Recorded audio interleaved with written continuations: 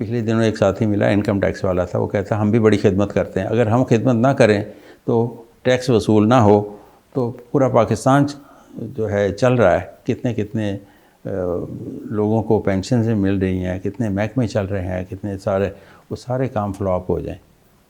تو اس لیے میں خدمت تو سارے کرتے ہیں، لیکن میں سمجھتا ہوں کہ سارے محکمے خدمت کرتے ہوں گے، لیکن ایک دیندار ادارہ ایسا ہے جو خدمت کے ساتھ اصلاح کرتا ہے، آخرت کی تیاری کرواتا ہے، جنتی بناتا ہے، اس کے اخلاق کو بہتر کرنے کے لیے کوشش کرتا ہے. باقی تمام محکمے خدمت کرتے ہیں، وابڈا والے کرتے ہوں گے، ڈاکٹر کرتے ہوں گے، سب کرتے ہوں گے، لیکن ایک دیندار ادارہ ہے جو کرتا ہے کام، تو اس کا اللہ تعالیٰ اجر دے. ان کے ذہن میں یہ ہوتا ہے کہ ان کا رخ بدل جائے.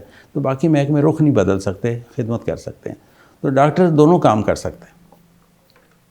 جب کلینک پہ بیٹھتا ہے، پیشنٹ کا دل بہت نرم ہوتا ہے، اس وقت اسے علاج کے علاوہ کچھ کہا جائے تو وہ اس کو اپیل کرتی ہے بات. یعنی وہ اس کو تو اس کی جو اس کی ہے رجحان اللہ تعالیٰ کی طرف زیادہ ہوتا ہے. اگر آپ اس وقت اس کو کوئی بات کہیں گے یا کوئی اچھی بات اس کو بتائیں گے تو وہ زیادہ جلدی کیچ کرے گا، پینیٹریٹ کرے گی. ٹھیک.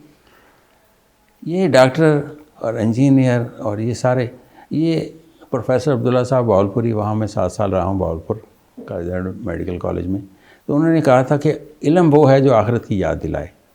میرے دل میں کافی مدت، کئی سال یہی رہا، 20-30 سال. لیکن اس کے بعد میں قرآن پڑھا، اس میں آیا کہ زرہ بنانے کا علم بھی تھا، ہمیں پیغمبروں کو دیا گیا، جانوروں کی بولیوں کا علم بھی تھا، کشتی بنانے کا علم بھی دیا. تو یہ انہوں نے کہا تھا یہ فنون ہے، پیسے کمانے والے فن ہے، علم نہیں ہے.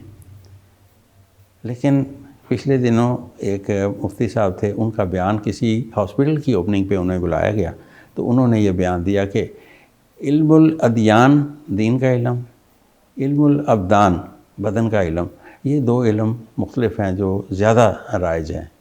اسی پہ دنیا زیادہ چل رہی ہے کہ دین کے علم پہ ہو رہی ہے.